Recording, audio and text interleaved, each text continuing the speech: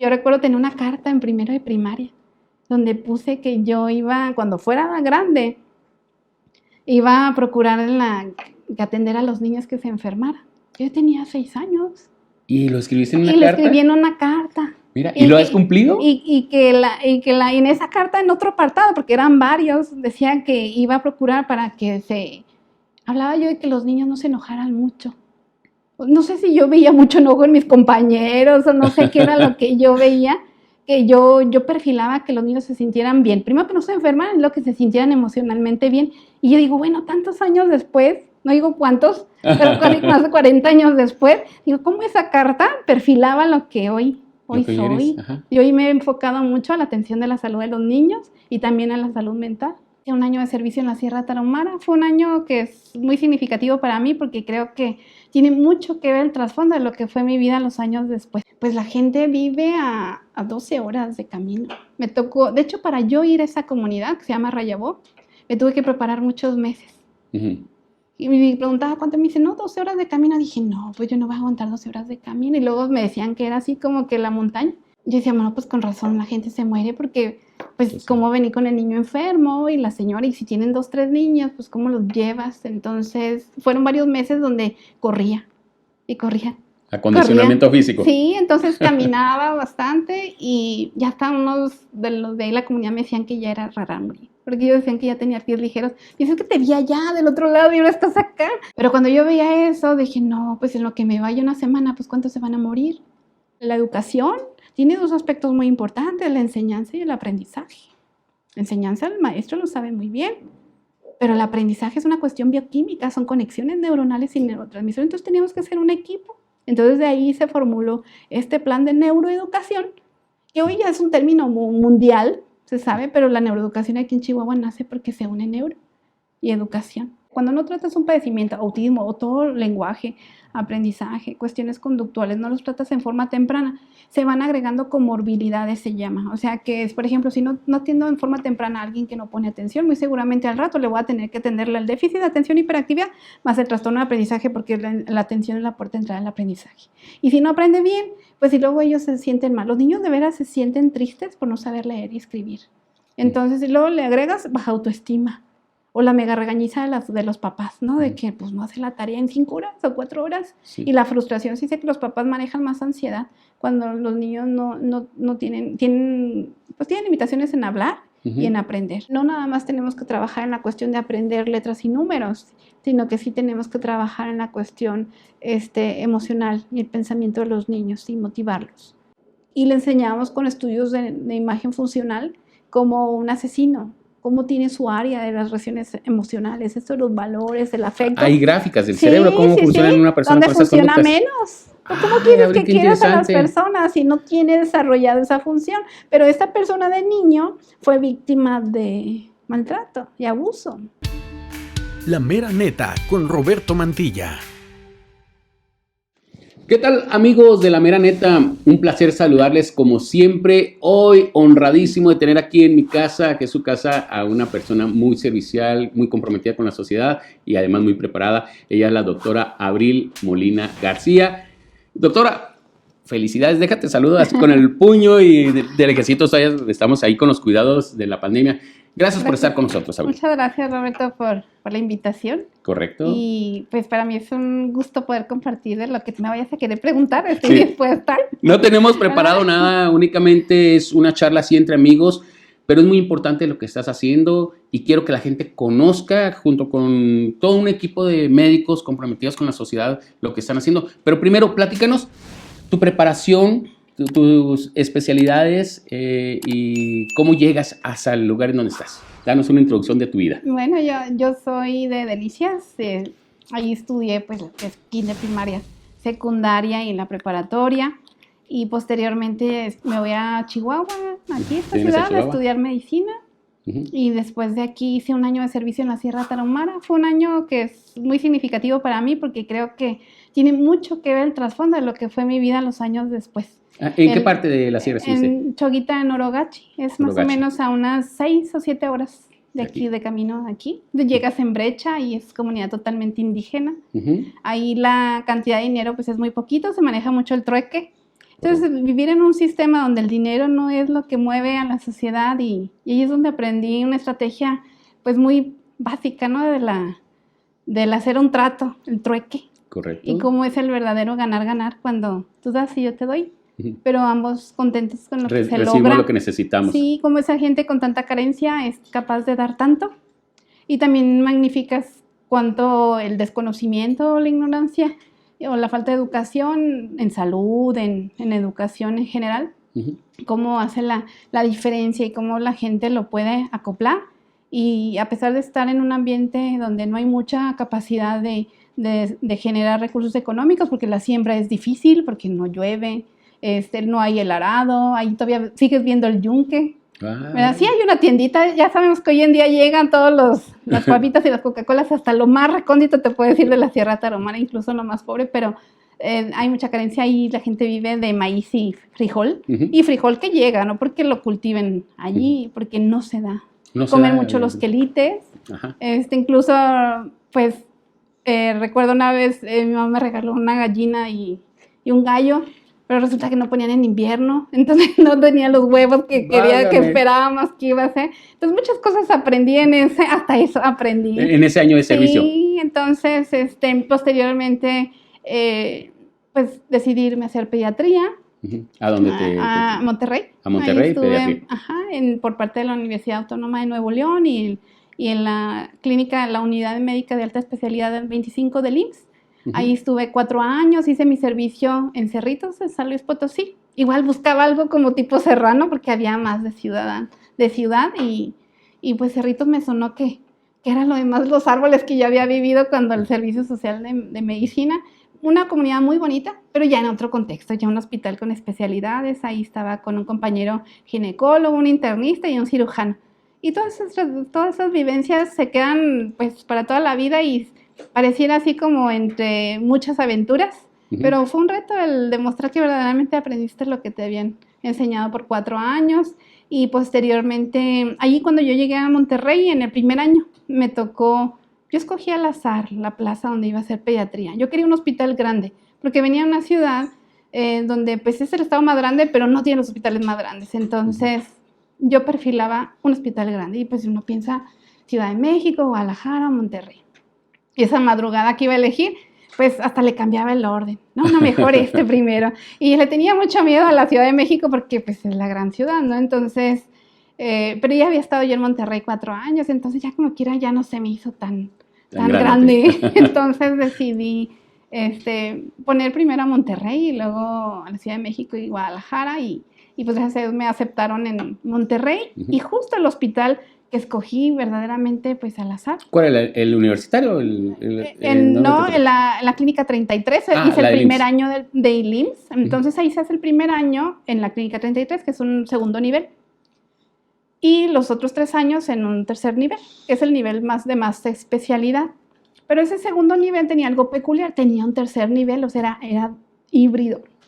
Y justo ese hospital era el único allí que tenía todo un departamento de neuro y neurocirugía. Entonces, el primer año de pediatría, yo conviví mucho con esos pacientes y me daba cuenta que a mí me gustaba estar en esa zona.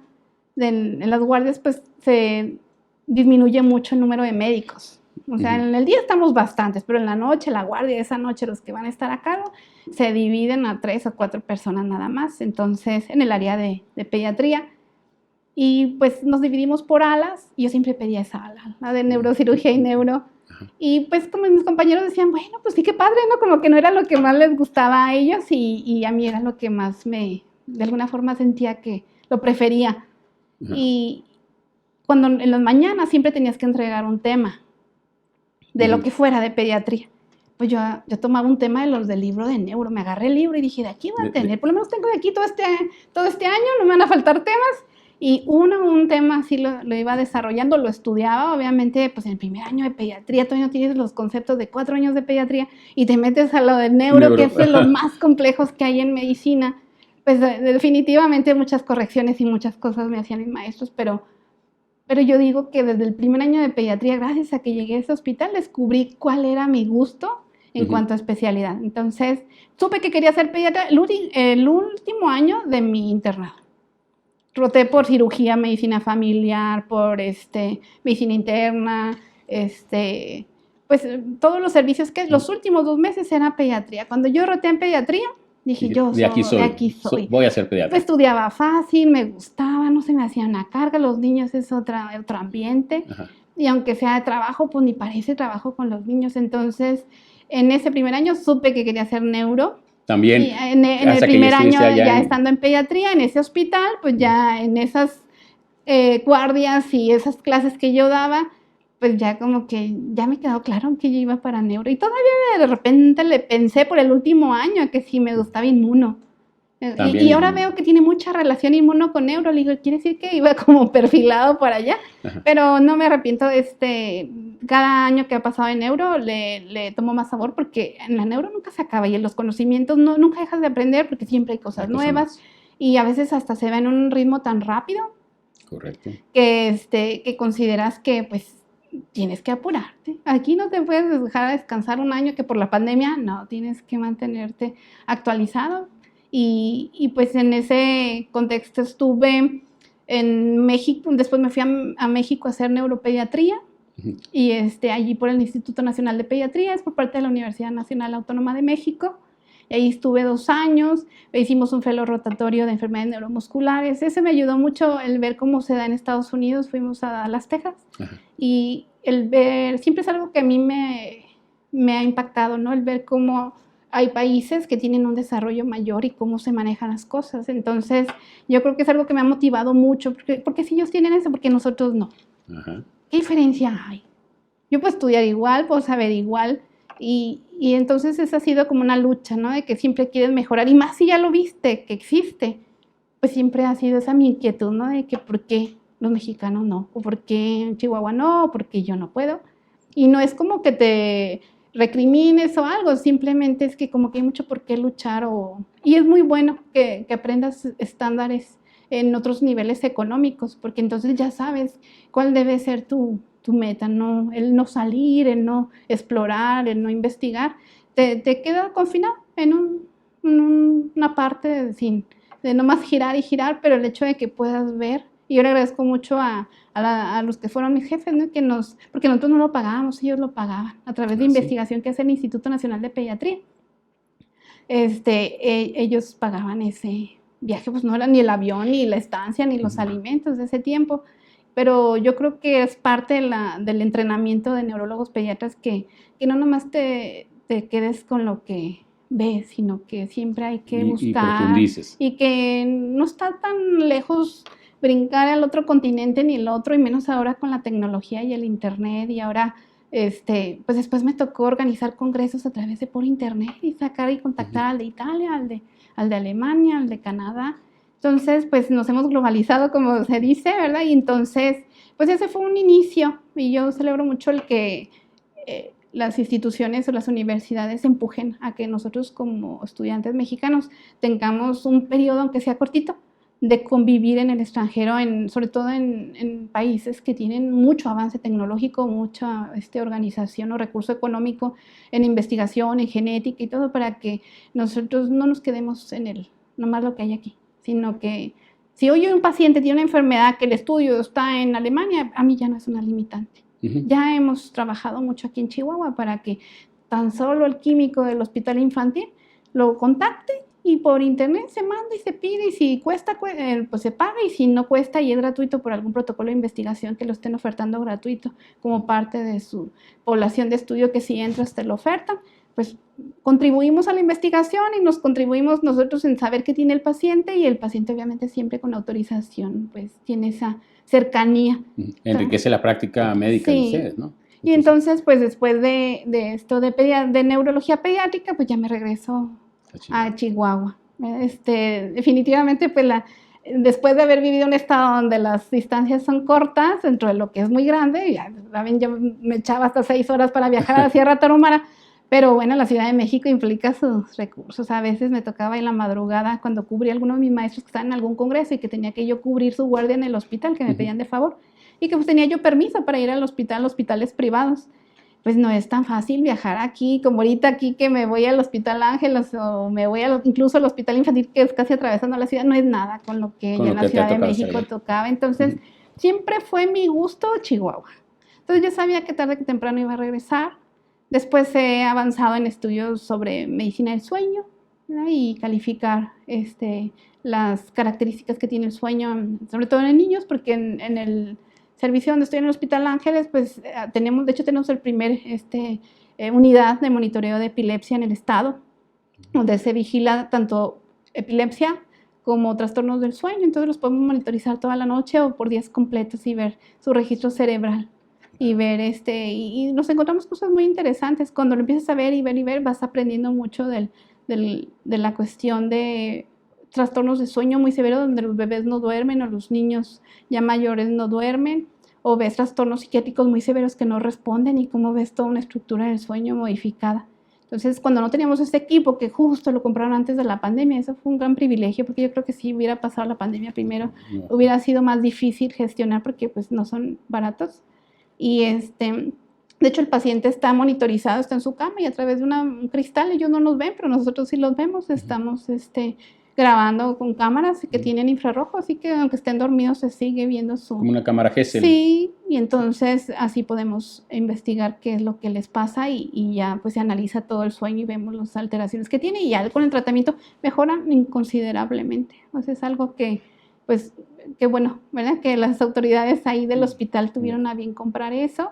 Y pues eso es algo con lo que más recientemente, yo creo que como desde hace inicios de la pandemia, poquito antes, 3 años, que nos hemos enfocado mucho a sueño, independientemente de todo lo demás. Yo aquí pues trabajo en el Hospital Infantil y en el Hospital Ángeles, son mis hospitales, con mis segundas casas o 3, ¿verdad? No, yo creo que son tus primeras casas porque, oye, de verdad, tienes un ritmo siempre ocupada de lunes a sábado, siempre ocupada en un lado, en otro, y luego con una visión también social muy, muy, muy interesante. Abril, ¿cuántos años fue en total tu estudio desde que entraste a la universidad? ¿Cuántos fueron? ¿5 años de carrera? Pues son 7 con el servicio y el internado. Con el servicio y el internado. 5 y luego servicio, 1 año, internado, ahí van 7. Ajá, 4 de pediatría. 11. 2 de neuro. 13 años, no más. Ajá. Y luego todas las otras las cosas. otras más pequeñas que hace uno. Ok.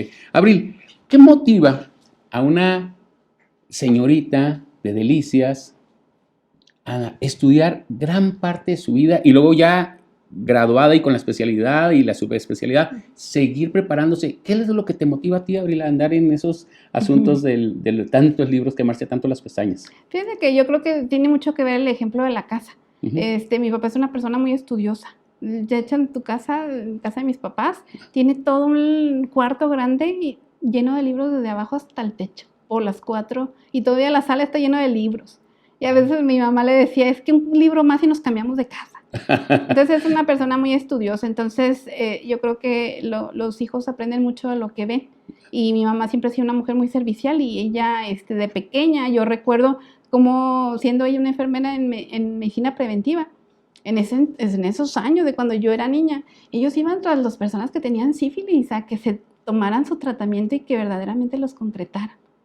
También a las personas que tenían VIH-Sida, ¿verdad? También ellos tenían que ver, si no acudieron a su revisión, tenían que irlos a buscar. Como hay una vigilancia tan estrecha, minuciosa de cada uno. Y pues ustedes saben que a veces estas personas pues también hacen cuestiones que no están apropiadas y me tocó ir a la cárcel. Sí. Y yo creo que, no sé mi mamá por qué me llevaba, porque yo creo que era un rato que aprovechaba y ahí me dejaba con la entrada con las personas.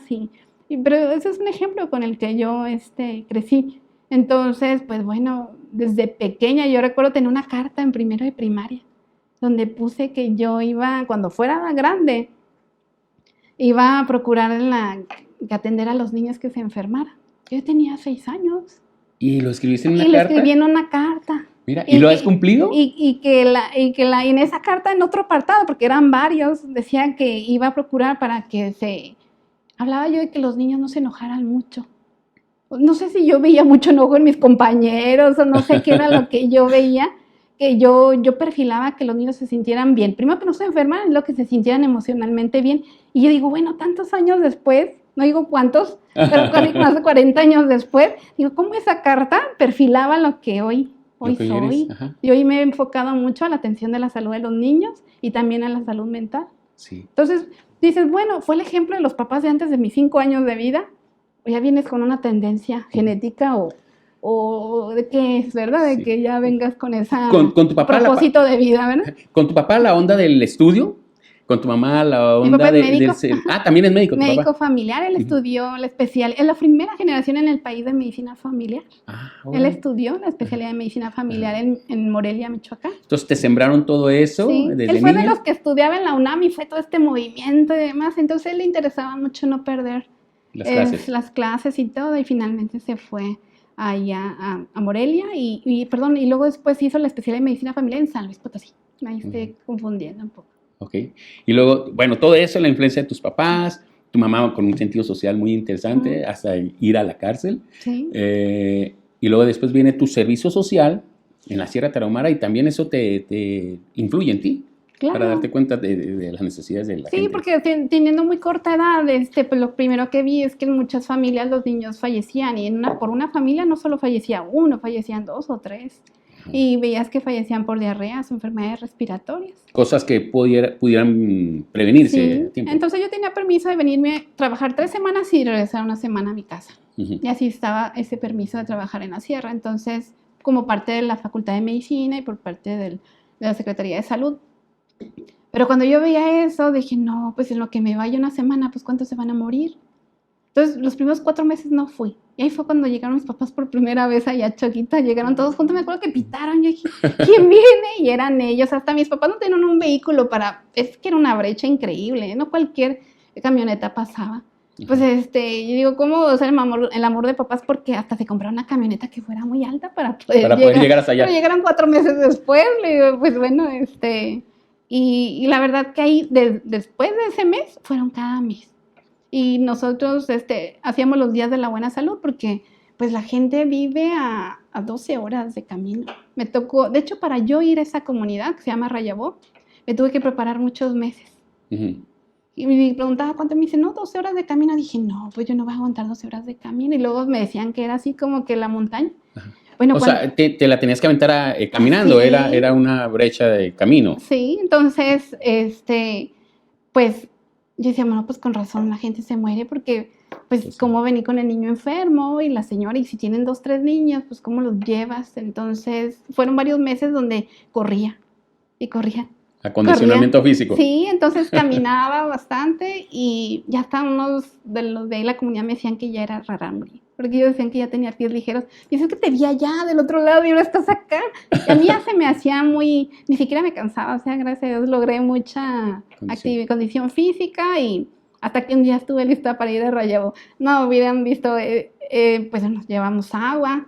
Me acabó el agua, pues es que no te alcanza el agua. Aventuras así. No hay algo que te alcance con esa caminata, pues claro que me lo estaba tome, y luego pasamos por un arroyo y yo lo veía, pues que a la gente le da diarrea por comer ahí, yo creo que hasta cólera, ¿verdad? Porque muchos se ponían muy mal, y no, pues no, dije no, mejor de sed que de cólera aquí quede, ¿verdad? Entonces, sí fue 12 horas de camino, llegamos, justo la persona, están haciendo una fiesta donde tenía antes guinada, entonces eso se usa por allá. Dije, no me puedo quedar aquí, vamos. Yo creí que ibas a decir, no me puedo quedar sin probarlo, sin una temporada. Pues aproveché que ya estaban medios contentos todos y los vacunamos a todos, que ya va a llevar la hielera y las vacunas y...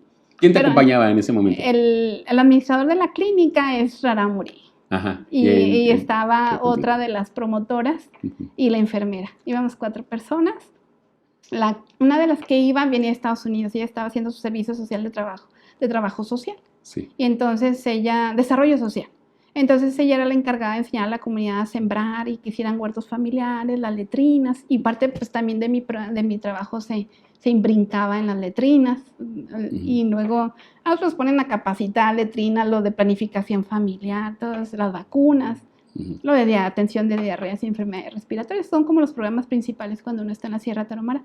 Entonces, y había un antropólogo que estaba haciendo por parte del gobierno del estado el inventario de enfermedades de plantas medicinales. Ajá. Entonces, pues carecíamos de medicamentos y ellos también me enseñaron cómo podían a través de las plantas controlar para dolor, para fiebre, pero bajo un concepto científico y ellos trataban de darle un cauce a los curanderos, porque sí me tocó ver, ¿no? Que les daban la calabacilla para quitarle cierta situación, cierta enfermedad, pero les generaba una diarrea que se deshidrataban y casi se chocaban. Ajá. Yo sé Y ustedes científicamente empezaron a encontrar... Ajá, entonces ya ellos pues estaban empezando a capacitar a los curanderos para que tuvieran un mejor uso y dosificación de todo eso. Entonces, ¿Y eso también te tocó a ti vivirlo, aprenderlo? Oye, qué suave experiencia. Todos éramos como de la misma edad, la enfermera venía de Monterrey, y la chofer de ambulancia era la hija de la Fundación Mano Amiga, la que nos apoyaba junto con el empresariado chihuahuense. Manejé una camioneta de FECHAC, era la ambulancia, que era una lobo así como que levantada para que pudiera pasar esos terrenos y el arroyo cuando crecía y todo, y pudiéramos pasar.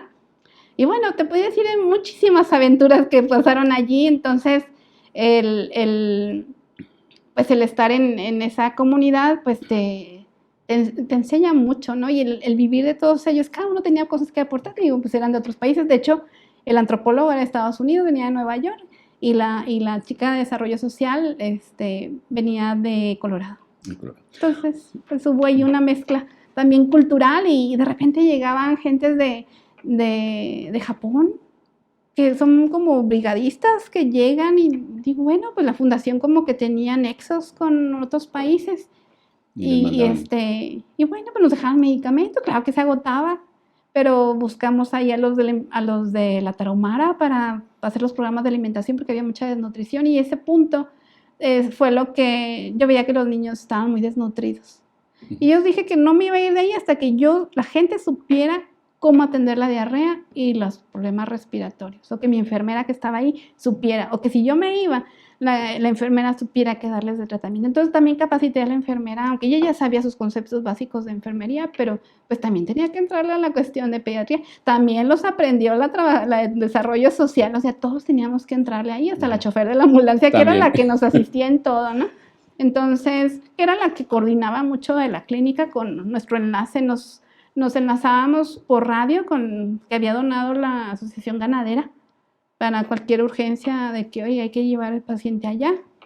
Y pues allí no había internet ni nada, así que solamente había un teléfono satelital.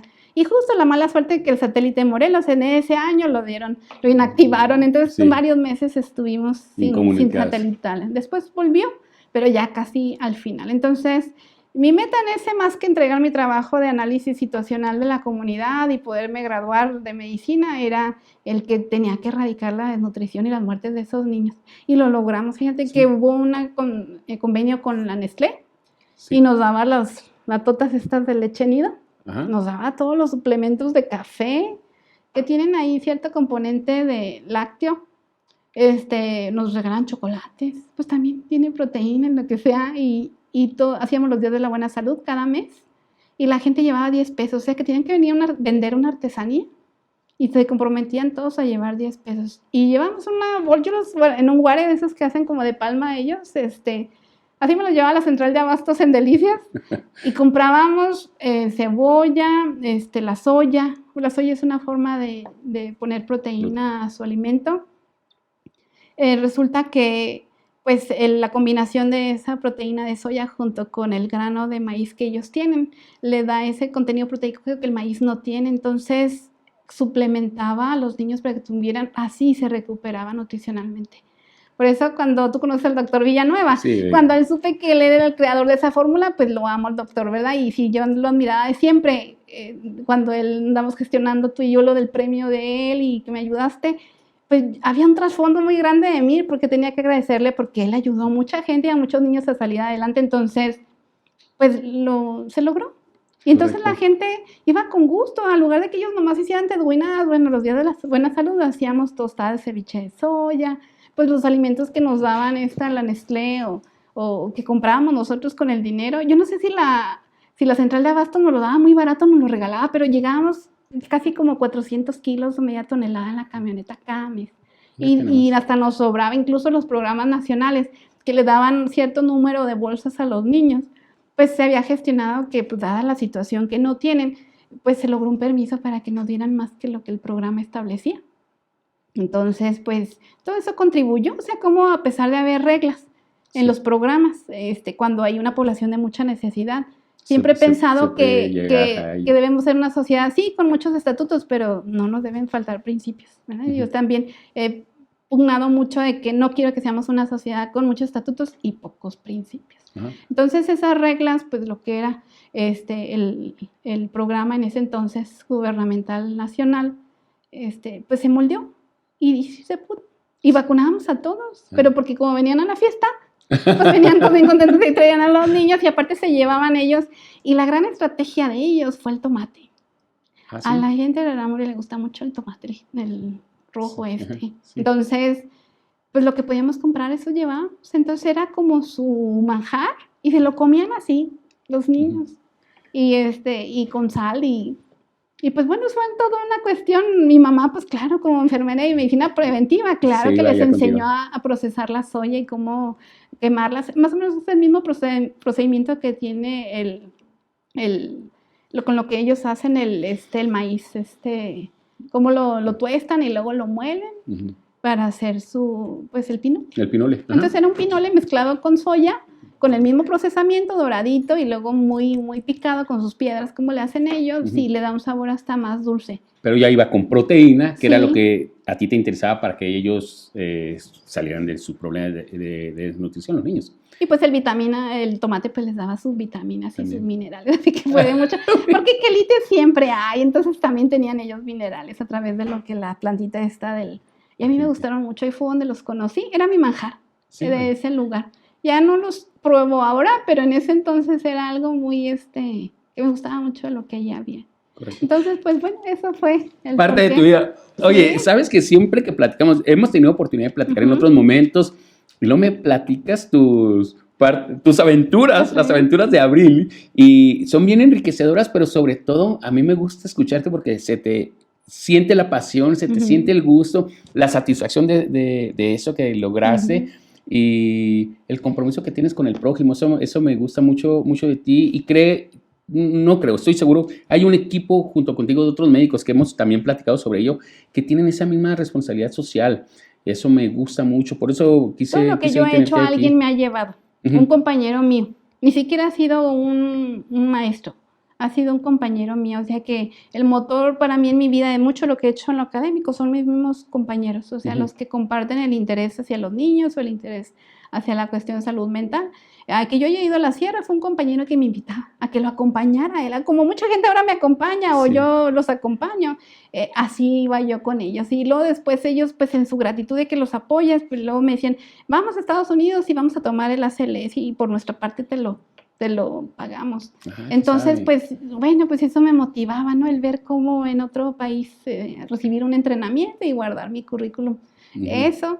Y entonces, pues, te digo que ha sido toda una enseñanza. Entonces, ese método literalmente creo que está replicado ahora. Entonces, uh-huh. Ahora me toca convocar a mis compañeros o ellos me convocan a mí, según en la región del estado donde estemos. Y se apoyan. Y nos apoyamos. Pero sí. Me da mucho gusto que hay mucha gente que no lo mueve el dinero o el qué beneficio tendrá, sino se dan cuenta de la necesidad y luego después lo vemos y vemos que hay mucha necesidad y hasta saliendo de ahí me dicen, la próxima tú me dices cuándo sigue.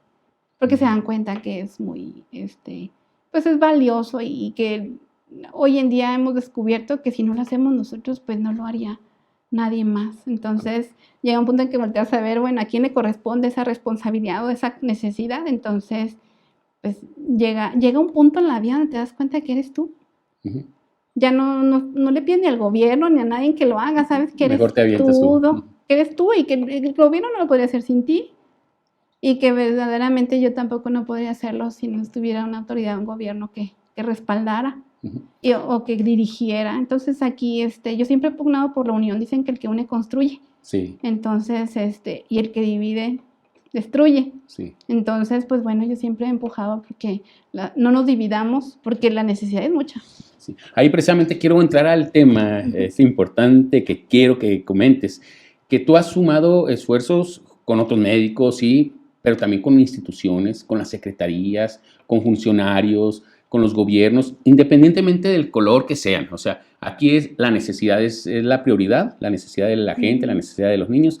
Platícanos lo que has estado haciendo con la parte de seguridad, la Secretaría de Seguridad, con la parte de la Secretaría de Educación y por qué quisiste involucrarte ahí con estas entidades. Sí, bueno, cuando uno inicia, desconoce mucho. Y yo creo que eso es algo de lo que puedo decir que se llama valentía. Cuando desconoces qué va a haber allá, pero lo haces buscando un método. Siempre, pues ya con todo lo que yo había estudiado, definitivamente todo lo quieres meter al método científico. Uh-huh. Que se haga, no de medicina basada en ocurrencias, sino en evidencias. Y entonces mis maestros siempre me han inculcado eso, y más en neurología, no puedes hacer nada que sea así como que, ay, es que yo lo vi y pienso que sirve. No, tiene que haber todo un trabajo de investigación que lo avale. Y empecé con la necesidad que había de detectar tempranamente a los niños, y en esa necesidad pues hice todo mi planteamiento, me tardé 2 años en que verdaderamente la Secretaría de Salud lo aprobara y lo dijera. Ya no sé fácil porque fui 1000 veces, o porque realmente los convencí después de muchas veces, y por la buena voluntad que tenían estas personas de un inicio en el 2018. Y cuando del principio en esos 2 años no fluían las cosas rápido, yo pensaba que con solo darles el motivo y la necesidad, que era más que obvia, bastaba. Pero aquí hay leyes, hay permisos, hay muchos protocolos que hay que seguir y algo que se llamaba políticas públicas, y yo no sabía qué era. Entonces, sabía de neuro mucho, pero no de eso. Entonces, había un programa muy reconocido sobre la atención temprana en los menores de los 5 años, y me tocó ir a México, y allí vi al mero promotor de investigación a nivel nacional de esto de la atención temprana, y le pregunté, le dije, oye, ¿por qué si haya hecho esto y esto, por qué no puedo lograr que se logren las cosas? Algo más falta. Me dice, doctora, está perfecto lo que estás haciendo, me parece muy bien. Lo que te falta ahora son políticas públicas. Y me dedicó, a pesar de que él estaba en su conferencia y todo, ese tiempo, y luego después ya lo llamaron para unas preguntas del experto y todo, y se fue rápido para allá. Y me quedé con eso. Cuando llego yo a Chihuahua dije, bueno, ¿y las políticas públicas quién me las va a enseñar? O sea, ¿dónde se compran o dónde se va? ¿Dónde te dicen quiénes son esos? Y justo yo empecé a ser presidenta de la Sociedad Mexicana de Neurología Pediátrica. Uno de los que habían sido mis maestros me invitó. A mí se me hacía así como difícil, pero primero me invitó a ser secretaria. Uh-huh. Y dije, yo nunca había pensado que podía ser secretaria de una sociedad nacional. Y le digo, doctora, pero si usted cree que yo puedo ayudarla en eso, me dice, sí, claro, por eso te estoy diciendo. Le digo, bueno, si usted cree que yo la voy a poder ayudar, está bien, la voy a ayudar. Y en ese inter fue donde pues se fue aprendiendo más cosas, y gracias a que estaba en esa Sociedad Mexicana de Neurología Pediátrica, cómo me llega una invitación donde a todas las asociaciones civiles los invitaban para capacitarse en el manejo de las asociaciones civiles. Y la Sociedad Mexicana de Neurología Pediátrica es una asociación civil, aunque tiene un fin académico totalmente, sin fines de lucro. Y entonces, pues ya pasó el primer año, y luego la misma que me invitó, la que era la presidenta, me dice, Abril, ¿cómo ves? Ya pasaste el primer año de secretaria. ¿Qué tal si eres la presidenta? Dije, oh. Bueno, por largos caminos, porque íbamos así hasta un congreso fue en Puebla. Bueno, todo el transcurso del ir en la VEN desde la Ciudad de México a Puebla, ahí iban como convenciendo, y yo no, y en el regreso. Y varias veces tuvimos que ir antes de que se diera el congreso. Se hacen visitas de inspección y varias cosas. Finalmente me dicen algo, es que necesitamos avanzar y como sociedad y desarrollar proyectos. Y dije, bueno, sí. Y me llegó por el lado de que necesitaban mi ayuda. Y dije, no, tampoco no puedo decirle que no, pues esta es la parte a la que yo pertenezco y es algo que yo como admiro y quiero. Dije, bueno, pues sí dije, bueno, todavía falta si gane, pero porque es competencia. Pero dije, bueno, vamos a decir que sí, no voy a decir que no estoy dispuesta a ayudar, porque me llegaron por ese punto. Dije, bueno, pues así no gano, o sea, ya, todo queda bien. Pero nada, que sí gane. Que sí ganase, vale. Entonces, recordé el curso de las asociaciones civiles, dije, no, si yo voy a ser presidente tengo que saber hacerlo bien. Y ellos me dan asesoría de contabilidad, voluntariado, muchas cosas, todo lo que y políticas públicas. Entonces, ahí venía lo que te había dicho aquella persona, sí, que había que entrar en las políticas públicas. Y entonces, pues, allí empezó toda esta gestión de por qué tenía yo que tocar las puertas del gobierno. Y lo entendí que no es como que yo quisiera un puesto político o algo. Hoy en día me queda claro que no es mi rumbo. Yo mío es lo académico. Y cada vez que lo vivo más, me queda más claro de dónde soy. Y eso es lo bonito, que verdaderamente tienes que simplemente gestionar, pero tú vuelves a tu punto de donde eres un pilar o donde tienes que construir y hacer. Entonces, y eso es algo que le he planteado mucho a mis autoridades. Yo puedo querer hacer muchas cosas y tener la iniciativa y todo, pero yo necesito de su autoridad y su permiso, de su anuencia para que las cosas se den. Y es una figura de respeto y de jerarquía que yo debo de imponer. Si yo tanto veo lo de salud mental, con mucha más razón. Entonces, pues yo creo que las autoridades hoy en día han entendido eso desde mi parte. Sí. Ver un perfil así, ¿verdad? Como que dice, bueno, pues ¿qué quiere o por qué lo hace?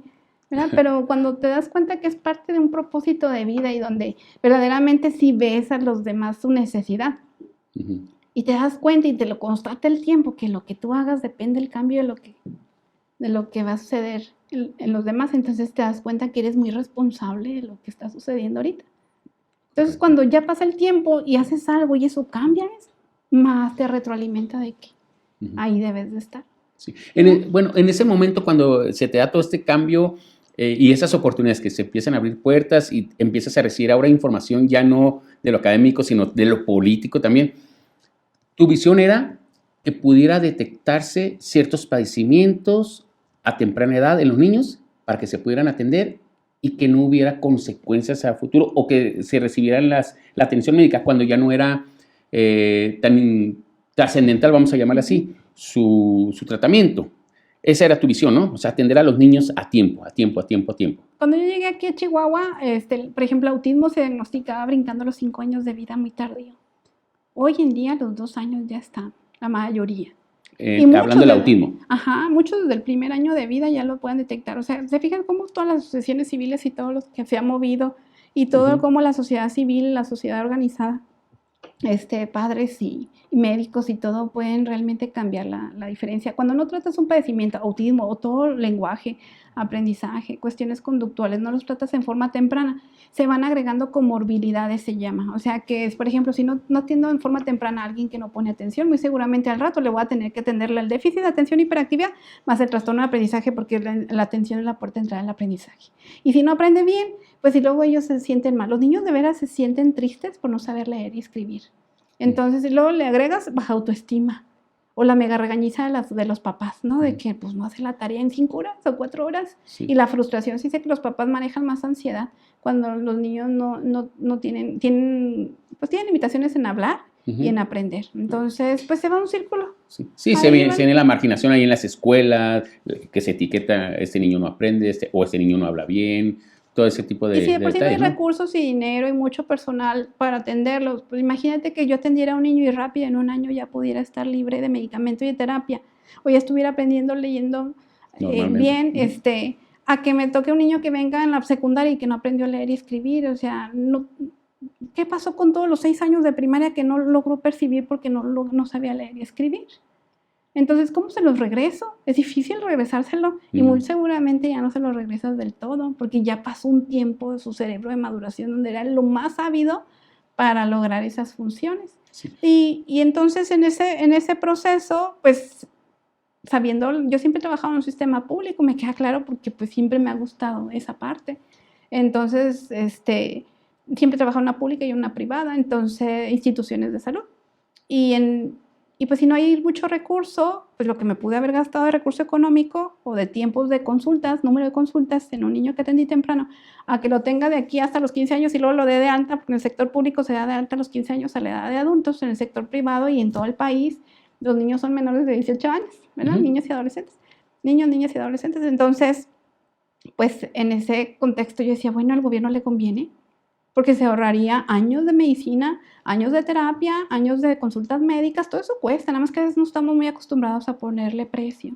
Sí. Y ahí fue como los fideicomisos en FICOSEC y FECHAC nos sentaban y nos enseñaban a los que estamos interesados en este programa para que tratáramos de mentalizar que todo lo que hacemos, así sea de muy buena voluntad, todo tiene un costo.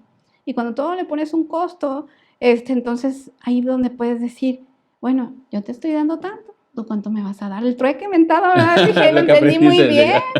Entonces, sí, era el ganar-ganar, o sea, era algo que yo te ofrezco y tú también, y no es así como que me hiciste el favor, o sea, yo te trabajé y este programa tiene esa mentalidad, yo te estoy trabajando, te estoy dando todos estos resultados y le ponemos números que a veces se suben a cantidades de miles de pesos, hasta hemos alcanzado casi $500,000 de lo que se valora una brigada de 12 horas donde están más de, pues, 12, 13 rehabilitadores, los terapeutas físicos, 6 neurólogos, 2 psiquiatras, 5 personas de lenguaje, el que hace los electroencefalogramas, el equipo, el material, lo que cuesta cada estudio, el hecho de pues tener a las personas de valores para estar instruyendo a los niños, la persona que valora las habilidades o competencias académicas que tienen, el hecho que estén los rotarios y lleven sus alimentos, las becas que se gestionan ya que identificaste a alguien con discapacidad y que el gobierno dice, bueno, si ustedes nos firman, aquí va.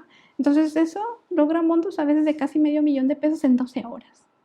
Y podemos llegar a ver 561 niños en 12 horas.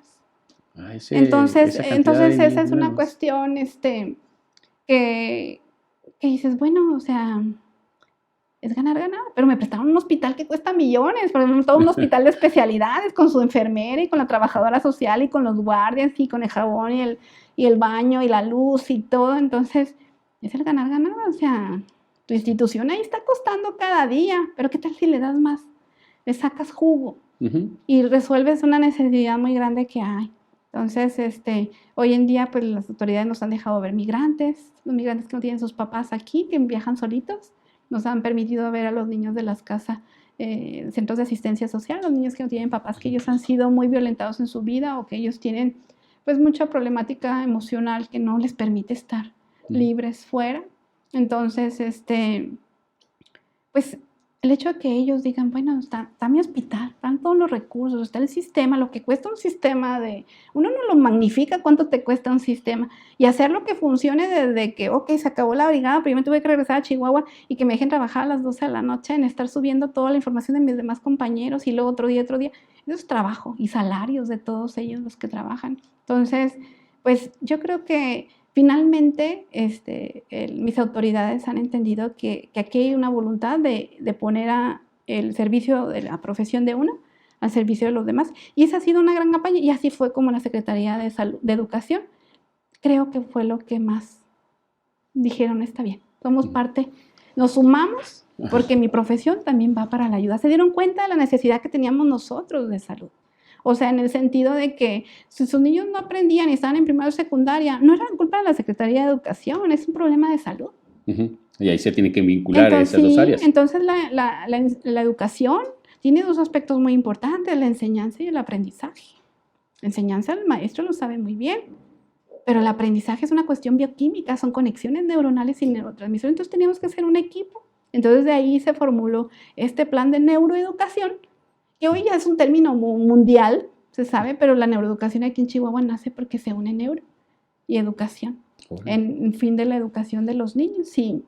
Y pues entendimos muy bien que teníamos, aquí ya no se nos iba a reclamar ni de una parte ni de la otra, ¿no? Que sí porque se había medicinas, si no había medicinas, que sí porque las consultas no son muy rápido, que si el niño está en primero secundaria y no sabía leer, que si está en cuarto y no sabía y cosas así. Aquí se acabó todo, era el trabajo y responsabilidad de todos, donde se debería de canalizar rápido al niño para que fuera atendido. Y así fue como se hizo este proyecto. Se hizo un manual donde participaron más de 40 personas escribiendo cada capítulo y se les distribuía a cada uno de los maestros que se capacitaba de 8 a 2 de la tarde y de 2 a 8. Eran en auditorios muy grandes, a veces capacitábamos 1,200, a veces 800, 400, y también hubo unos pininos ya en San Luis Potosí, 400 personas de parte del DIF de San Luis Potosí, o sea, el gobierno de San Luis Potosí nos dio permiso y la Universidad de Nuevo León, de San Luis Potosí, porque ahí organizamos el Congreso Nacional de la Sociedad Mexicana de Neurología Pediátrica. Igual, ganar. Yo te hago el Congreso en tu estado, pero me ayudas a que toda la gente se beneficie de lo que nosotros podemos brindarles. Y pues era un muy buen trato para turismo, ¿verdad? El que trae todo ese derrame económico. Sí. Y nosotros hicimos un gran derrame, pues, de educación en salud. Oye, Abril, fíjate, para que la gente entienda un poquito mejor ese contexto, ustedes están ahorita capacitando a los docentes, porque los docentes son los que están en el día a día, no con una persona, que es lo que platicamos una vez, ¿no? Me decías, yo como médico estoy limitado a que en media hora a lo mejor veo a una sola persona. Un docente a veces ve 50 en un grupo, y luego si en secundarios pues ves varios alumnos, o sea, es una cantidad más grande. Y ustedes se están capacitando precisamente a los docentes para que ellos estén viendo señas, síntomas, ciertas señales que pueden dar luz o guiar a canalizar a niños con ciertos padecimientos, pudiéramos decir, ciertas condiciones en las que ya los atiende un profesional de la salud. Entonces se vincula eso con una observación, pero que ustedes brindaron esa capacitación, que es muy importante. Sí, entonces, pues ahí el sistema de educación yo siempre lo he admirado porque es un sistema muy avanzado en comunicación. Uh-huh. Porque cuando capacitamos en la Sierra Tarahumara, yo decía, ¿cómo le hacen para que venga de cada ranchería el maestro? Y él nos hacía el favor de traer a sus niños que tenían el problema o que ellos pensaban, por lo menos que no sabían leer, escribir o algo así, lo traían. Hoy en día, después de 5 años, porque eso fue el 2018 es que logramos el primer permiso, hoy nos hacen unos envíos de las canalizaciones de los niños donde los maestros, con todo lo que se ha difundido, porque nosotros capacitamos a un poquito, pero como que ellos proyectaron la información en grande y también se ha hecho informaciones grabadas. Y entonces también eso ha servido de gran difusión, ¿verdad? Tú me estás ayudando con lo de con bachilleres y pues eso nos ha permitido la tecnología extendernos. Un día ese programa, y dice porque este programa está aprobado por COFEPRIS, o sea, tengo una licencia de que pasé por un comité de bioética nacional, que nada de lo que hemos hecho está así como de que yo me lo inventé. Y o sea, incluso ha cumplido con todos los protocolos de investigación. La capacitación de los maestros pasó por un método de investigación. Sí, fue un método de investigación donde se validó el rendimiento que tenía y las preguntas y todo lo que se hizo y cómo se capacitaba.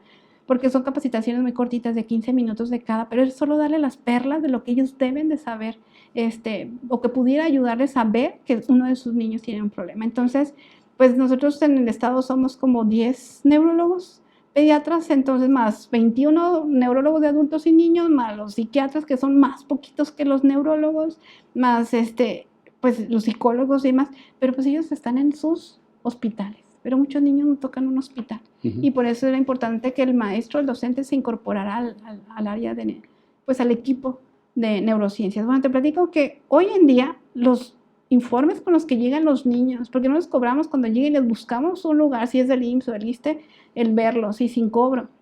Entonces, por ahí a veces el hospital sí les cobra 300 pesos cuando nos traen la papelería que le pidieron. Le digo, bueno, pero pues es que también no puedo yo, no es mi hospital, o sea, tengo que seguir reglas, y si no se trajeron la del CURP ni la carta de no IMSS, no ISSSTE, pues no me puedo brincar algo, nos corren primero, a mi jefa de consulta externa y a mí. Entonces, bueno, 300 pesos no es lo mismo, ¿verdad? Que pagar una consulta por fuera o no tener un lugar donde te viera o quien te viera. Y entonces, pues los mandan los maestros con su resumen. Es de presumirse. O sea, es increíble lo que han avanzado porque describen, haz de cuenta que lo veo y agua pasa por mi casa, este es un autismo, pero ellos ya nada más porque no pueden poner el diagnóstico, no hace falta que lo pongan. O sea, ya han avanzado tanto. Pero gracias a la capacitación que ustedes han brindado. Y pues que la Secretaría de Educación lo ha hecho, porque ellos, como le dicen ellos, como que ellos pasan, no bajan la información, así le dicen, ¿verdad? Entonces, bueno, esa baja información vamos a sacar información bien estructurada, así se dice. Entonces, eso ha sido magnífico. Entonces, como de un grupo chiquitito, ellos pero hasta que ellos, pudieron entender nuestra necesidad y que lo hicieron propio. Y personas que son muy comprometidas. Recuerdo esa vez el secretario de Salud dijo, está bien. Y le dice a la encargada de Educación Básica, le dice, y usted es la responsable. Y luego voltea a venir y me dice, y si algo pasa de salud, usted es la responsable. No le voy a hacer un comité, porque si luego no funcionan las cosas con los comités.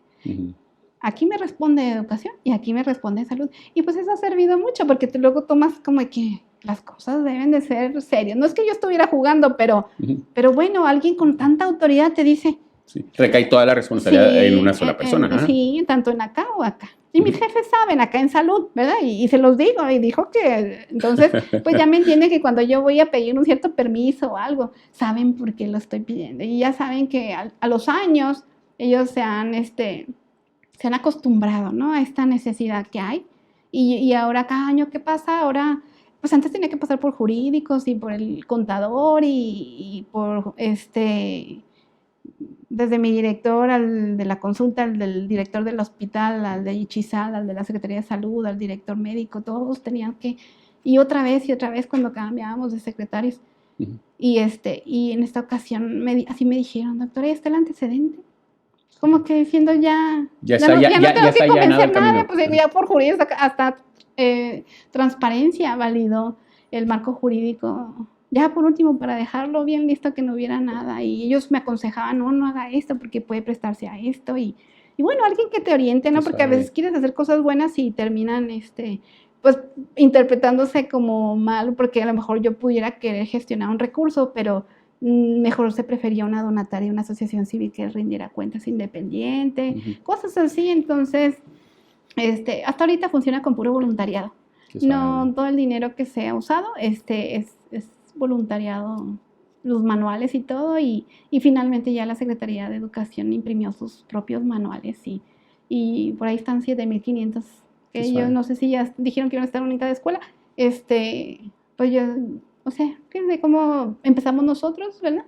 Y resultaba que ese voluntariado pues gastaba mucho porque no estaba hecho en el sitio que debería de ser. Entonces, pero cuando ya se pone el manual en talleres gráficos, pues cuesta 5 veces menos que lo que nos costaba a nosotros. Entonces, si nosotros podíamos imprimir 3,500, pues ellos imprimieron en una nada 7,500. Entonces, y en un periodo más corto y buena calidad.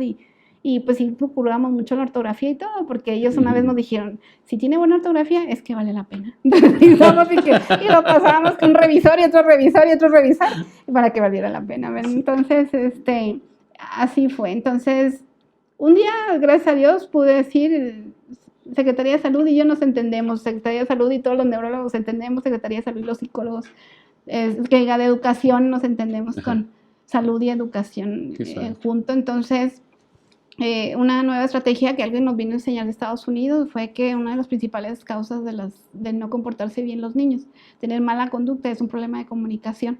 Y nos lo vino a enseñar aquí en Chihuahua en el Congreso Nacional de la Sociedad Mexicana de Neurología Pediátrica, que fue en el 2018. Y eso a mí me generó un cambio. Dice, esto lo tiene que saber todo el mundo. Porque pues decíamos, se porta mal porque tiene este trastorno. Pero teníamos que trabajar en su comunicación, cosa que no hacíamos. Básicamente hacíamos que analizara el comportamiento y que pensara diferente, pero no hacíamos la estrategia de mejorar sus habilidades de comprender. Que es un segmento de nuestro lóbulo temporal muy importante. Entonces, lo hicimos a nivel nacional, con todos mis compañeros pediatras, pues también neurólogos, también se hizo con los pediatras, con los neurólogos de adultos de todo el país. Ellos son como 6,000, mucho más. Nosotros somos como 400 neurólogos pediatras en el país. Y con los pediatras, pues ellos también son como 6,000. Entonces, empezamos a dar este crecimiento. Y un día decíamos, bueno, ¿por qué no tenemos recursos? Si ya estamos todos con tan buena voluntad y trabajando duro, ¿por qué no tenemos recursos? Y ya nos había FECHAC instruido y FICOSEC, son planeadores ellos, son proyectistas. Sí. Y digo, ¿qué nos falta? Sí, la intención es buena, ya nos asesoraron, es más, nos dicen que nos meten en un programa, pero no bastaba porque se necesitaba, es tanta la necesidad que no era un recurso de que atiende a 50 personas y ya, ¿no? O sea, queríamos que fuera realmente, pues, el tamaño de lo que somos, la Secretaría de Salud y la Secretaría de Educación. Y pues hablando con las autoridades, pues, si ya andaba ya con las políticas públicas, pues no me quedaba más que preguntarle, ¿verdad? Porque no teníamos el recurso. Entonces ya ellos hablaban de que la atención temprana en el país está por legislarse, no falta mucho por saber. La atención temprana que hoy existe es por lineamiento de un programa de salud. Y nosotros pensábamos que la atención temprana en menores de 5 años, pero la verdad es que va más atrás. Pues ni siquiera, si ese programa ya no existe, pues ya no está ese lineamiento y luego se quedó como por inercia, pero luego también si no está muy bien asentado legalmente, pues también no hay un recurso que jale hacia esa protección de los niños en una cantidad suficiente. Y yo siempre he pensado que el cubrir la habilidad de comunicación en las personas es cubrir la necesidad de supervivencia. Si tú ves los derechos humanos de los niños, necesitas comunicarte. ¿De qué te sirve una computadora? ¿De qué te sirve la educación? Para empezar, si no les das unas habilidades de comunicación, pues eso no es salud. Sí. El esparcimiento, la convivencia, el nombre, pues si no lo pueden ni pronunciar, ¿verdad? Ni saben cuál es el nombre. Entonces, pues, ahí es donde me hablaron que pues que si Chihuahua estaría armonizada para entender esto. Y dije, bueno, ya, políticas públicas ya entendí, pero la armonización, ¿qué es? Pues que toda una sociedad debe estar lista, preparada para eso. No, pues no. O sea, sí, los maestros son muchos y los médicos pues también no somos tantos, pero pues ya somos muchos, ¿no? Pero no bastaba. Entonces, por eso es que teníamos que ir a seguridad pública. Ellos son los que ven a las personas que tienen más problema de conducta, problemas emocionales. Bueno, ese tema yo quiero que lo hablemos ahorita. Vamos a hacer una pausa, Abril. Pero yo quiero que porque es muy importante que nos demos cuenta cómo trasciende un problema no atendido a tiempo, cómo se va y ya se convierte en un problema social muy severo, muy, muy grande. Y ahí ya es en donde ustedes están entrando ahora también con seguridad pública. ¿Me das chancita de hacer una pausa, claro, te parece? sí. Para rellenar aquí lo que nos estamos tomando. Mira, ya se te acabó el agua del caballito aquí. Del caballito chiquito. Amigos, estamos aquí en la mera neta. Regresamos después de una pausa. Para ustedes son 5 segundos, para nosotros serán como 5 minutitos para rellenar aquí nuestras bebidas. Y seguimos platicando con estos temas tan interesantes que nos está compartiendo la doctora Abril Molina García. Regresamos a la mera neta.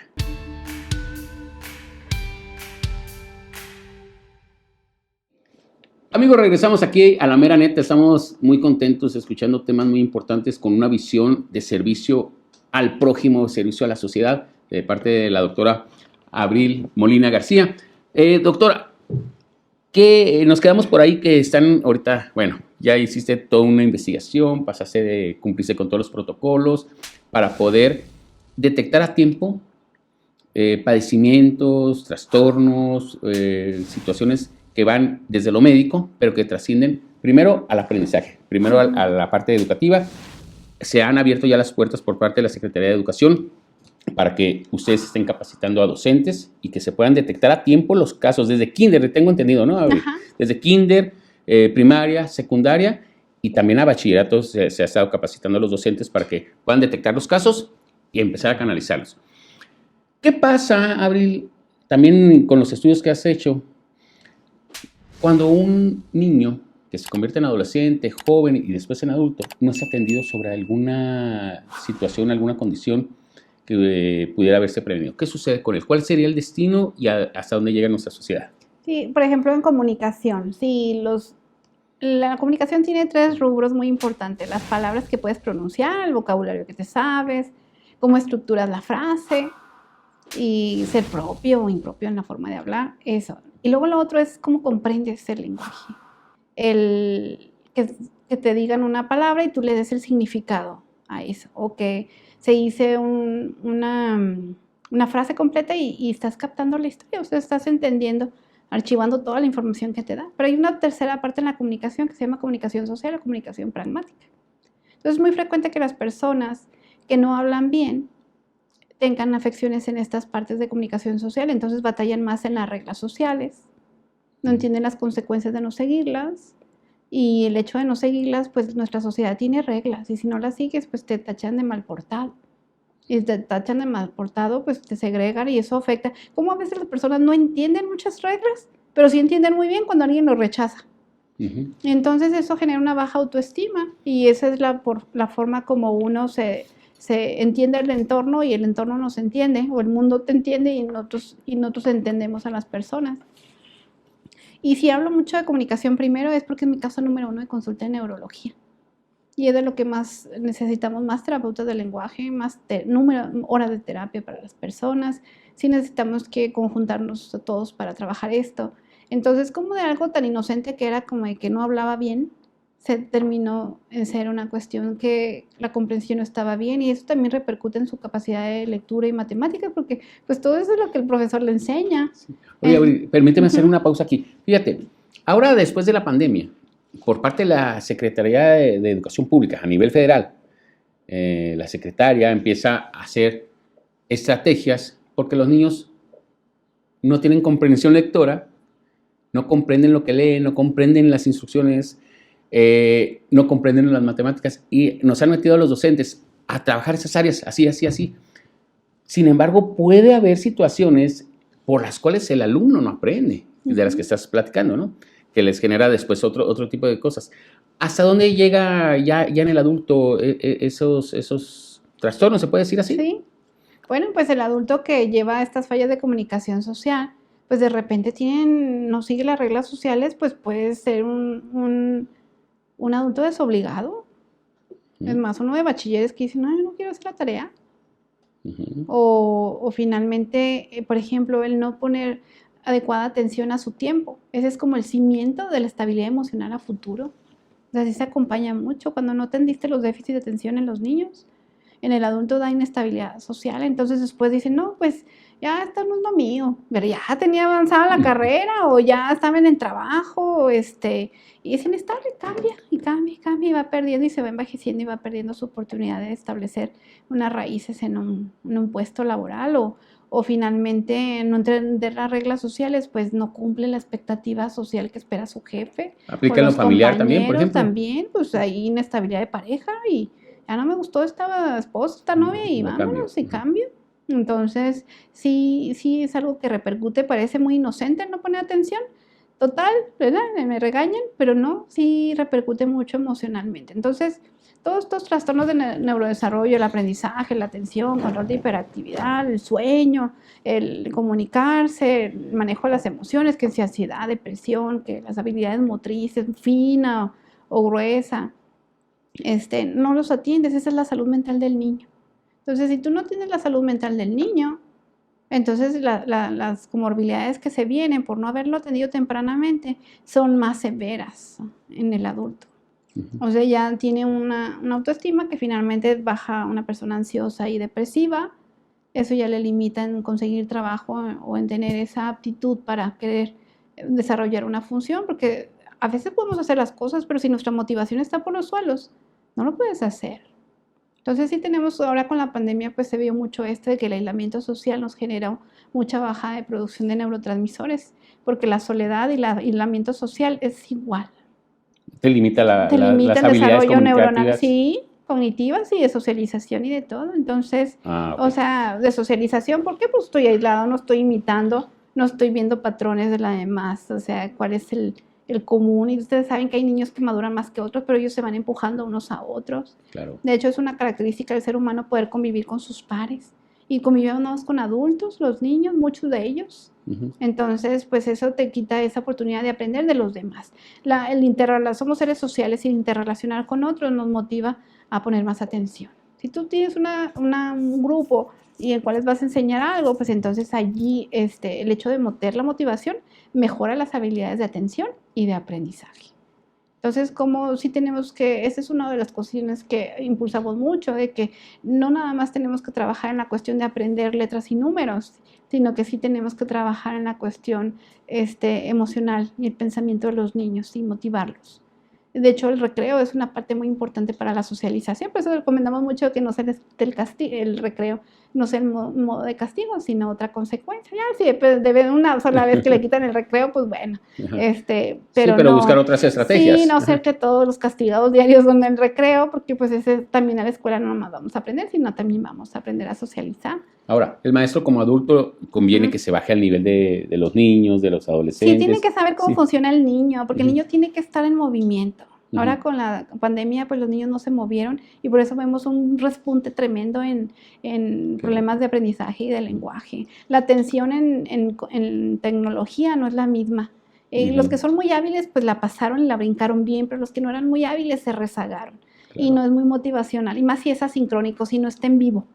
Entonces, esos son ya cuestiones que lo establece la UNESCO, no se lo digo porque yo lo piense, son trabajos de investigación que ya se realizaron y pues el hecho de que pues no dice que ha bajado el aprendizaje en un 30%, tan solo por tener esta metodología, y un 30% es inmenso. Sí. Es mucho en una habilidad. Y recuperar el tiempo que se haya perdido porque no sabíamos qué hacer. Y plan B, yo a todos mis pacientes, sus papás les decía, es que ya fuera de decir la pandemia no me deja, nosotros somos seres humanos y tenemos una capacidad de adaptación y la pandemia no nos va a frenar nuestra capacidad de ser humanos de adaptarnos. De hecho, hay un estudio que se hizo y en una población que es muy difícil de adaptarse, el niñito con autismo. Entonces, con trastorno de espectro autista, y su familia. Pues, qué difícil era ponerte el cubrebocas, qué difícil, ¿verdad? Era salir y que pues no estés agarrando todo, no podías ir a las terapias, los niños necesitaban estar en sus terapias para ir avanzando.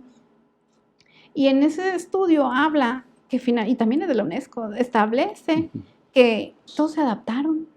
Finalmente, les tomó más trabajo. Aún con el trastorno. Aún con el trastorno. Entonces, eso habla de la condición humana. De la capacidad de adaptarse. Todos terreno. Todos hechos todo terreno. El chiste era que alguien nos motivara para pensar positivo y buscar la salida o pues la opción B de cómo poder solucionar la problemática que había. Entonces, a mí ese artículo se me hace muy bonito porque habla de la condición humana, que aunque nos tengan con una pandemia y nos hayan aislado y haya pasado lo que hemos pasado, tenemos la capacidad de sobrepasar esto y lo que venga. Y a lo largo de la historia lo ves. Claro, se ha tenido que adaptar a la humanidad. La gente, muchas personas que salían de ciertos confinamientos, llámele obligados por cuestiones de guerra y todos, los ves hablando y los ves que lo sobrepasaron. Entonces, ¿por qué unos sí y unos no?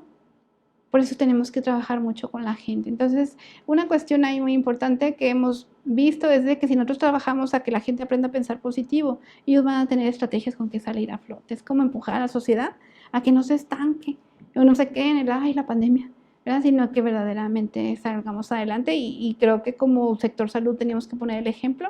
Y cuando la pandemia nos mandó a encerrar, nosotros empezamos con asesorías médicas vía telefónica. ¿Cómo está? Necesita la receta. Pues tiene mucho miedo, pues mande a alguien que sea menos vulnerable, pero mándele, le dan la receta y lo surte y se va. No tiene que traer al niño. Después, pues se tuvo que pedir permiso al órgano interno de control, a la función pública, a jurídicos, a los directivos de la Secretaría de Salud y finalmente al Centro Nacional de Tecnología en Salud. Y ahí es como empezamos a hacer lo de que hoy en día es en Chihuahua la telemedicina, que no está difundida. Estamos con el programa piloto. Ojalá un día y los programas de desarrollo nos lo permitan que ya se use la tecnología, se use más, pero ahorita estamos abriendo los centros para atender. Ya puedo atender satelitalmente a Huachochi. O sea, son beneficios que la pandemia nos ha dado también, sí. ¿no? O sea, este programa de neuroeducación se puso en su inicio en el 2016, cuando se elaboró, se escribió, se tecleó.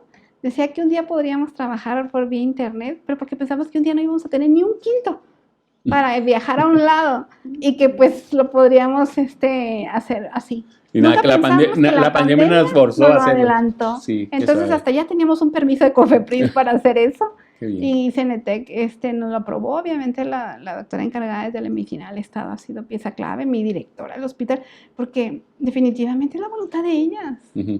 El que las cosas se muevan y cambiar lo que era lo anterior. Entonces, el sistema de salud ha cambiado, no es el mismo antes y después de la pandemia. Y mis mismos jefes cuando decía, es que vamos a ir acá y a una brigada acá a Juárez, una brigada a la Sierra. Y cuando queríamos ir a ver a los niñitos de los centros de asistencia social en Juárez, le digo, doctora, usted debe pensar que yo los estoy buscando. O sea, como ando a entender de que parece que la terca, ¿verdad? Y él me dice, no, doctora, hay que ir por ellos. Por eso la estrategia se llama Vamos por ellos, porque así me contestaba ella. Entonces, pero me da mucho gusto, eso, como alguien, tú trabajas y tú dices, bueno, pues sí, de buena voluntad y te interesa la gente y todo, pero cuando ves que alguien te apoya, te respalda y te empuja, pues hasta te sientes orgulloso de ellos y dices, claro que me formo detrás de ellos y con mucho gusto trabajo lo que estoy haciendo a nombre de ellos, porque finalmente, pues, lo que ellos te dan de recursos no es económico definitivamente, pero son lo que ya está. Y una vez ella me dijo que los hospitales eran de los niños. Así que, pues bueno, pues para pronto estamos ahí, hacemos las brigadas en los hospitales, muy resguardado en salud, nos podemos lavar las manos, pues es que, ¿qué más era, verdad? Porque a veces sabemos que hacemos brigadas en lugares que ni son hospitales, pero la pandemia nos ha hecho ser más precavidos. Entonces, sin temor a recibir 561 niños, porque todos nos lavamos las manos, porque se sanitizó y se puso las sales de amonio y se puso gel entrando. El guardia ya sabe que tiene que ponerle el gel y checar la temperatura y registrar quién entró. Entonces, y los sanitizantes de los piecitos en los tapetes, por disminuir la carga, ¿verdad? Entonces nosotros nos lavamos las manos después de cada paciente y ellos también se lavan antes de su exploración y cómo a pesar de la pandemia hemos podido subsistir. Y eso fue la forma como cómo hemos desarrollado, ¿verdad? Hasta Ok. hoy esto. Oye, Gabriel, vamos cerrando por lo del tiempo. Obviamente, tú sabes que esta es tu casa y este espacio es tuyo y para tus compañeros médicos. Quiero que nos platiques ya como último tema, ¿qué estás haciendo o qué están haciendo con la Secretaría de Seguridad Pública? ¿Qué se está haciendo por ahí y para qué? Sí, cuando pues uno anda en las brigadas y buscando el detectar tempranamente a los pacientes y lo que tú quieres es que un déficit de atención, un 25% que tienen trastornos de conducta, no se vuelven un trastorno disocial en menores de 18 años o antisocial cuando ya cumples más de 18 años, así se llama, donde ya infringes la ley, ya robas, matas, violas, ¿verdad? Entonces, pues te encuentras, ¿no? Estos niños y dices, bueno, ¿qué voy a hacer con él? De forma preventiva, ok, ya está con mala conducta, pero yo no quiero que migre a lo otro, aquí ya infrinja la ley y ya lo tengan que encerrar. Y la verdad a mí me ha tocado ver niños que ya están encerrados por haber matado, por haber hecho delitos mayores, entonces, y nada más me los mandan una vez, no sé si es por protocolo del juicio o de qué, pero jamás los vuelvo a ver porque ya qué importa, porque ya están encerrados. Entonces, o a lo mejor los ha visto alguien más y yo no, la ayuda fue en lo que se hacía el proceso, no sé, ahí sería yo mentir, no sé qué sucede después, pero no los vuelvo a ver. Entonces, pues eso me duele porque me toca ir luego a sus juicios y eso es muy difícil, para mí como persona es muy difícil, es más, yo preferiría todo con tal de que no me llamaran para ir a ese tipo de juicios. Entonces, porque me toca de niños que matan, o sea, que finalmente mueren por maltrato. ¿Te ha tocado ir como un especialista para determinar ciertas situaciones Yo en no un soy un juicio? perito ni soy calificada, pero de alguna forma me ha tocado verlos en el hospital. Ah, ok. Hay personas que estudian y hacen su preparación y su entrenamiento para ser peritos. En el Colegio de Neurología de Chihuahua hay un perito. Y pero en ese caso yo no soy perito, pero como me toca, pues legalmente me toca terminar todo el proceso. Uh-huh. Y ya si ellos piden un perito como tal, pues bueno, ya sería una cosa. Pero a veces como que no siento que ha sido tan necesario porque ahí estoy y ahí termina todo lo que se hace el juicio. Y entonces pues hay papás que pues acaban con la vida de sus hijos por impericias o por cuestiones que tú dices, ¿cómo es posible que llegaron a eso? Pero entonces, hasta el hecho de verlos entrar al juicio o ver a otros que entran en lo que estás esperando a tu turno, porque hay varios juicios de otras personas, o audiencias, no sé cómo se llaman, están ahí con el juez y todo, y y ahora como que son presenciales o verbales. Uh-huh. Y los veo y a mí me da cosita o me duele ver cómo hasta su forma altanera como camina, ¿verdad? Te das cuenta de que su personalidad que va, a pesar de que ya está preso. Entonces esas son cuestiones que tú dices, bueno, ¿dónde estuvimos nosotros para esa mamá que dejó que pasara eso? ¿Cómo puede llegar una mamá realmente a hacer eso? Y yo no quisiera que esa mamá pase 25 años en la cárcel. Y uno trata de ser muy neutro, de nunca acusar y nunca echar la culpa a nada, y simplemente dicen lo que es y lo que es y lo que es sin culpar, porque pues me queda claro que el juicio depende ahí del juez, ¿no? O de no sé cómo se maneja todo ese sistema en que todo deciden quién es la culpa y cuánto se castiga. Entonces, pues ese tipo de cuestiones con ellos me hace pensar que si nosotros trabajamos de una forma temprana y vemos que esta gente prevengas que vuelva a esos trastornos de conducta o que no llegue a ese nivel, pues se vuelve un compromiso social. Porque si volteas a ver, ¿y cuántos neurólogos pediatras hay? ¿Cuántos psiquiatras de niños hay? ¿Verdad? Pues somos muy poquitos. Y allí es algo que nos ha motivado por qué buscar seguridad pública. Porque yo creo que si ellos ven a todos los niños que han sido víctimas de violencia en su casa, si ellos ven a todos los niños que saben que han sido víctimas de tratas y que ya no tiene la Procuraduría, que saben que han sido maltratados y los tiene la Procuraduría, que saben que son toxicomanos y son unos adolescentes, son unos niños drogándose, inyectándose, fumando, niños de calle, niños con adicciones. Entonces, ellos son los que lo recogen.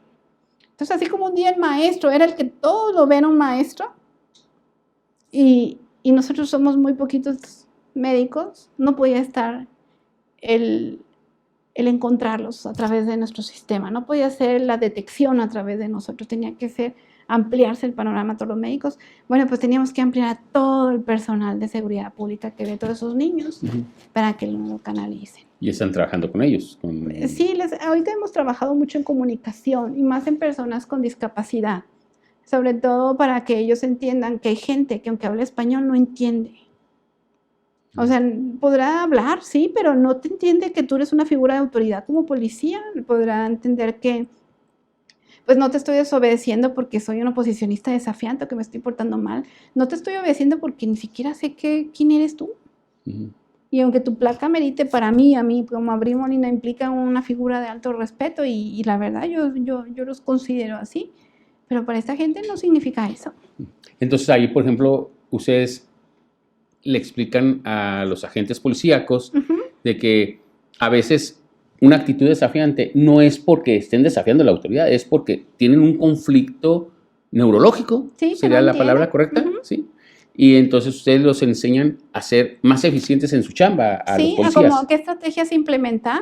Y vienen personas que han entrenado a sheriff y a cadetes de policía en Estados Unidos y que ya tienen muchos años de experiencia. Y entonces, pues ahora en Chihuahua se empezó con los altos mandos y con los instructores de los cadetes y con los cadetes de esta generación primera que sale aquí de Chihuahua. De este instituto. 61 cadetes fueron los que se graduaron. No te acuerdas el número, pero es que lo vi en la noticia y me acordé mucho de ti sobre eso. Y entonces, pues ellos, en ese inter, pues yo me quedaba un poco de frustración porque decía, bueno, yo no soy neuróloga y sé hasta aquí llegar, hacerle sus estudios y ver. Y luego la familia y el entorno y luego el seguimiento. Y en ese inter me encontré con los que ven a los menores infractores. Y ellos ven también lo de valores con los policías. Y también lo han recibido esa capacitación los altos mandos y personas de detectives, ahora un nuevo grupo que se está haciendo. Y entonces, pues, vi esa cuestión de los valores, la cuestión de neurociencia dice que los valores son una forma de estimular a nuestro lóbulo frontotemporal. Y los valores se tomaba como algo que, bueno, pues sí, para que sean buenas personas, ¿no? Pero no, los valores es una estimulación neuronal importantísima. Entonces, cuando conocí a la persona que da valores, ella me decía, bueno, pero pues siempre estamos como tocando piedra, ¿verdad? Permanecemos y sigue, pero nunca nadie nos había dicho que era una cuestión así como científica necesaria. Le digo, sí, la verdad es que el estimular las fábulas, las parábolas, los valores, lo que dicen los libros de cívica y ética, esa es una forma de estimular nuestros lóbulos frontotemporales. Y eso es una forma de desarrollar mejor comunicación social, o sea, la comunicación pragmática, eso, las reglas y sus consecuencias y tener una mejor contención y poder percibir mejor el mundo, porque la comunicación nos permite adaptarnos al mundo y percibir mejor el mundo para lo que quieras, para seguridad, para protegerte, para aprender, para interrelacionarte, para darte cuenta que ya la regaste, ¿verdad? O sea, que ya, bájale o ya no lo digas, o contente, no lo digas. Y entonces en estas capacitaciones también se les... la persona que me ayudó a justificarle a los oficiales de seguridad que era lo que queríamos salud, o cómo justificarle. Nosotros queríamos justificarle que el delincuente es una persona enferma. Más que sentir, es una persona que no vale nada o que fuera muy malo, que no debería estar en esta sociedad porque dañó a ese nivel a otra persona. Teníamos que explicarle que queríamos justificarlo entre ellos. Y le enseñábamos con estudios de imagen funcional como un asesino, cómo tiene su área de las reacciones emocionales, esto de los valores, el afecto. Hay gráficas del cerebro, cómo funciona en una persona con esas conductas. ¿Dónde funciona menos? ¿Cómo quieres que quieras a las personas si no tiene desarrollada esa función? Pero esta persona de niño fue víctima de maltrato y abuso. Y entonces... pues eso es lo que construimos como sociedad. Por eso hoy vamos a los migrantes, con los niños en los centros de asistencia social, que son los más que han sido pues vulnerados, con pues, los niños que tienen un problema de salud mental que les limita en desarrollar. Entonces, y más si vemos un componente emocional de ansiedad o depresión. Sabemos que los índices más altos de ansiedad y depresión ahorita están en los 15, 16, 7 años. Es un hueco donde... pues al hospital psiquiátrico vas a los 18 y a los 15 se termina el hospital infantil. Tenemos ese huequito Entonces, pues todos estos trabajos de investigación nos permite, bajo una evidencia científica, bajo una metodología, el decir, bueno, las planeaciones y los programas que haga salud, cuando llegas con un programa con esa cuestión, entonces ya no es lo que yo pienso de feeling o de emocional, ¿verdad? Sí. Sino que verdaderamente le estás dando una evidencia científica de lo que sucede en el Estado y las necesidades que tenemos como Estado, y hechos para Chihuahua y para las necesidades que Chihuahua tiene. Entonces, creo que los que hacemos investigación en este punto, es algo, implica sí trabajo, pero lo hacemos como parte de lo que nos gusta, y lo bueno es que hay varios que nos gusta, entonces podemos entre todos hacer un planteamiento hoy en día a las autoridades, y pues me da un sueño, ¿verdad? Es que ese Hospital Infantil de Especialidad de Chihuahua se considere como una casa de investigación y de planteamiento de los programas de salud que los niños necesitan, porque si alguien trabaja con los niños, pues somos nosotros diario. Sí. Y si alguien sabe las necesidades de la población económicamente más carente, somos en ese hospital. Pues son los que no tienen un hospital, no, sí, un trabajo fijo, no tienen IMSS, no y tienen ISSSTE. Sí, entonces ahí van, y pues es población pediátrica, y a veces tomamos en cuenta hospitales de la Ciudad de México, pero nosotros tenemos un hospital con gente con muchos años de investigación en cardiología, es de puntera, en neumología también, en oncología, muchos trabajos de investigación ganan los primeros lugares. Okay. Este programa es el primero a nivel nacional que plantea esta situación, y lo que hemos crecido hoy, pues es motivo de reconocimiento del resto de los estados de la República, el que las autoridades apoyan, ¿verdad?, un trabajo académico y científico del área pediátrica y neurológica, y que Secretaría de Salud, de Seguridad Pública, pues ha aceptado a iniciar. Pues tenemos un permiso aprobado a nivel estatal también para el resto de los policías, pero cuándo se dé todavía no sabemos, pero ¿qué quiere decir? Que de alguna forma ellos van percibiendo y entendiendo esto, porque la contención a nivel de policía pues se maneja por derechos humanos y por cuestiones de normas morales, pero siempre es primero el ser y luego el hacer. Uh-huh. Entonces tenemos que trabajar en que la cuestión espiritual y pensamiento de las personas esté estable. Si ellos manejan ansiedad porque viven lo más negativo, pues viven todos los crímenes. Los de las cárceles, pues puros encarcelados y pura violencia por la ansiedad. La ansiedad genera mucha irritabilidad. Sí, entonces, ellos tienen que tener un cierto desfogue. Y eso es algo que también nos ha servido. Entonces, no solo bastan los derechos humanos. Tenemos que trabajar en el pensamiento, porque el pensamiento regula el comportamiento del ser humano. Uh-huh. Y las normas morales son básicas, son necesarias, pero primero es el ser y luego el hacer. Si en un programa de salud, de desarrollo mental de un estado, tienes que procurar que las personas sepan comunicarse y ser.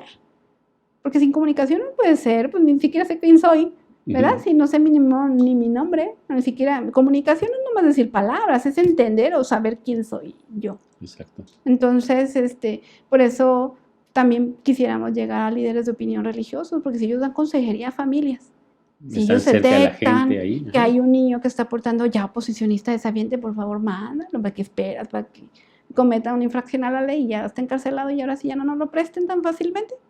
Okay. Entonces, pues esta es parte de una armonización de la sociedad en trabajar en esto. Entonces, inicialmente todo empezó como una necesidad de que la gente supiera, y realmente yo espero que en años futuros, ¿verdad?, estemos preparados y verdaderamente armonizados, como se pide, para que verdaderamente la ley respalde que esta es la esencia de una población, y que no tengamos que batallar mucho en tener terapias de lenguaje en los niños, sino que sea una realidad.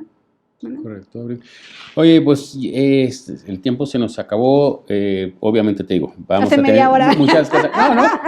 Oye, ya Erika desde hace como media hora me marcó, no te creas. No, siempre me encanta platicar, aprendo mucho de ti. Se me figura ahorita que te estoy escuchando, como los documentales que salen de estudios de investigaciones de Estados Unidos. O sea, eso lo tienen ustedes, ya nomás nos falta llevarlo a la pantalla, pero ustedes ya han hecho esa investigación, ya tienen ese trabajo. Te agradezco mucho por todo ese conocimiento. Que el secretario de Educación, Javier González Moquen, siga abriendo las puertas para detectar a tiempo. Que el secretario de Seguridad Pública, Gilberto Loya, también siga abriendo las puertas para que su personal de seguridad entienda todo eso que ustedes están dispuestos a seguir compartiendo, que el doctor Sandoval, el secretario de Salud también, o sea, diga, seguimos haciendo equipo entre esas tres instancias, ¿no? Para que esta sociedad pueda mejorar su relación, pueda mejorar su desarrollo. Y Abril, yo de verdad te agradezco mucho. Siempre es para mí un deleite escucharte todas las veces que hemos platicado, fuera de cámaras obviamente. Me sirve mucho, aprendo mucho de ti. Eres una persona a la cual admiro por su conocimiento, admiro por su compromiso que tienes con la sociedad, ¿sí? Te has ganado mi aprecio, el de mi esposa. Esa es tu casa y de verdad quiero que estés con nosotros así de manera periódica compartiéndonos sobre temas que la gente pueda detectar y que le puedan servir. ¿Te parece bien? Sí, te agradezco mucho la invitación y poder presentarte todo esto, y vamos a hacer mucho hincapié que mi gran orgullo es de que no estoy sola, que somos muchos, así que, y que ese es el máximo logro. Así lo que no se avanzará nada más, el logro de los que hoy trabajan y apoyan y demás, eso ya es una gran ventaja, porque no es de una sola persona, y ese es el mensaje que quiero pues dejar, que una sola persona cambia su entorno y puede cambiar el entorno de los demás. Y no importa la jerarquía ni el lugar donde estés, sino que verdaderamente cambiando tu entorno se va a dar. Y que todas estas cuestiones de educación y seguridad pública y cuestiones de autoridades religiosas y pues todos ellos son grandes personajes que a lo mejor tú tendrías que un día entrevistar y ver. Claro. Que gracias a ellos he podido llegar, han sido mis pies, y algo muy importante es que cuando conocí a seguridad pública, hasta le dije una vez a mi jefa de allá en la Secretaría de Salud, de su directora médica, le dije, es que pareciera que acá están mis manos, pero en seguridad pública están mis pies, pero yo no lo sabía. Entonces, y licenciados en criminología, psicopedagogos que nos han ayudado en las brigadas gratuitos, o sea, así comisionados porque tienen que ir con un permiso, porque no es fácil que salga un policía municipal afuera, pero dada la situación y con permisos de autoridades desde la procuradora y todo, pues se ha gestionado todo esto. Entonces, yo quiero hacer mucho hincapié de que este es un trabajo en conjunto, y que ellos me han enseñado mucho y que ellos me han apoyado, y que muchas de las cuestiones que se han hecho, lo que yo no he podido, ellos lo han tenido. Y entonces aquí es donde como tenemos que verdaderamente hacer esta red de trabajo, y tú mismo has sido un apoyo muy grande para cuestiones que yo hoy me siento muy orgullosa de haber logrado. Lo he hecho a ti, gracias a ti y a Erika.